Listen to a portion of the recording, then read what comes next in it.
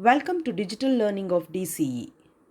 This is 22nd session of Human Resource Management subject, and this subject is a part of 5th semester BBA course of Mangalore University. In previous session we had discussed principles of executive development. In this session we are going to learn a case study on training and development program. The case is Popular Engineering Company. Popular Engineering Company is a heavy engineering unit where it has a great importance on recruitment and training to a senior supervisors. Before they select the senior supervisor, they're going to select engineering graduates and offer them training for a period of 2 years before they have been appointed as a senior supervisors.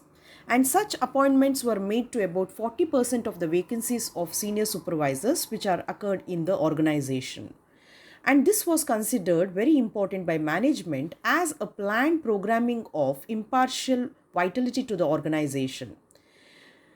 Old timers, they were arise from the ranks which was not possess the necessary academic background, with the result that they could not keep pace with the technological changes took place in the company. So management believed that due to the rapidly changing condition of industry, technically competent supervisors are very important. For that reason, they started recruiting the graduates, engineering graduates who were selected in a campus selection, and then they were giving a proper training program. These graduates were selected, those were applied in response to a lone all Indian advertisements. For the selection of one engineer, on an average 8 applications were called for interview. The selection committee consists general manager, production manager, personnel manager and training officers who interview and select the candidate. The selection interview was preceded by a written test, and only those who secured at least 40% marks were qualified for the interview. The engineer thus selected had to undergo a 2-year intensive theoretical and practical training. A well-staffed and equipped training institute will directly responsible for training these graduate engineers. Beside training trade apprentice and operatives required by the company, lectures on theoretical subjects were also given at the training institute, and practical training in all work department under the guidance of a qualified and experienced instructors were provided. Few lectures by senior officers of the company were also arranged so that to acquaint them with the company's policies on different matters. During the last quarter of their 2-year training program, they were deputed to work full-time to familiarize themselves with the conditions in departments where they were to be observed eventually. Unsuccessful of these training program, the graduate engineers will be offered appointments. Depending upon their performance, aptitude during the training program, on placement in the work department, however, if they have faced some difficulties or any other things, then the head of the department who are qualified engineer who don't have the enough sufficient confidence in the younger men, so they prefer that subordinate who come up and who are in rank hold position of the responsibility. Discredited them, saying that it would take years before these youngsters should pick up the job. Beside of these employees whose promotional opportunities were adversely affected by the placement of these youngster graduated engineers. So, some of the supervisors who are not graduate engineers also spoke that the blue-eyed boys of the organist management, who knew that many of the graduate engineers were not utilized according to their capacity or training, or it was just an attempt made to test or develop their potentialities. They also knew that many graduate engineers were therefore satisfied with their life. Some of them did not get equal promotional opportunities as their colleagues placed in the other department were looking for better job elsewhere.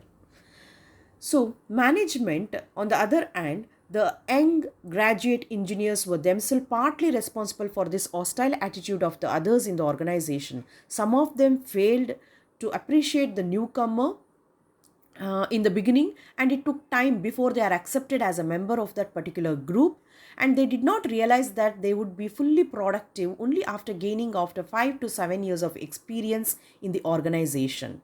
Few thought that they belonged to a superior cadre and threw their weight around. So they did not bother to understand and appreciate the problems of these rank and file of the employees who worked under them. In spite of these drawbacks, the general manager of the company felt that these men were a set of disciplined supervisors. They had a sense of pride in their profession. With the extensive training they had received, they were able to take any responsible position in the organization during the course of time.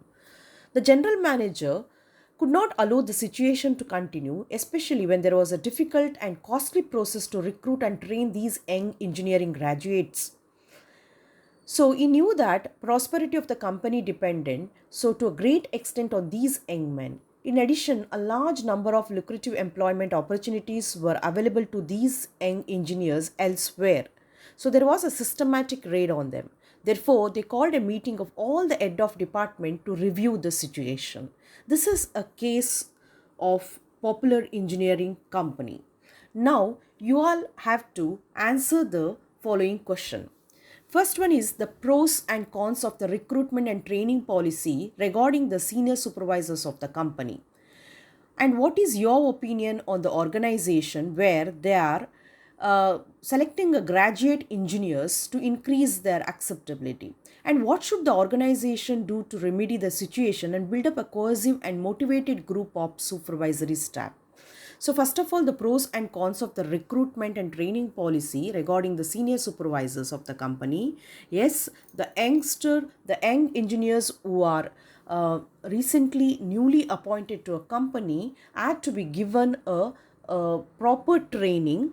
So during the recruitment only, they can be selected efficient employees who have a future, those who can acquire the senior positions.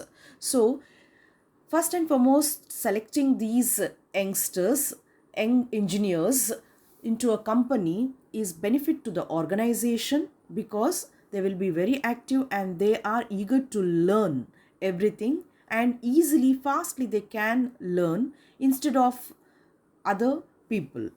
So, but proper training is important. Proper training is given. If investment are made on their learning process, then definitely they are resourceful to the organization. On other side, we can say that those who are already existing employees, those who know the company's all the policy structure, etc., those can be given a chance by through the promotion, with a better promotion as a senior executives, and even they can be given a proper training. This process with the internal selection of the senior post can be filled by the existing employee. This reduce the cost of the training as well as the recruitment procedure. So that you can discuss these questions.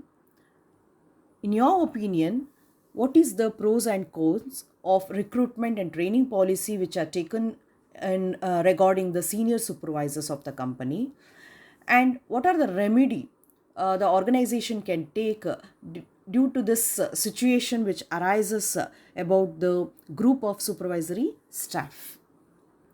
Thank you.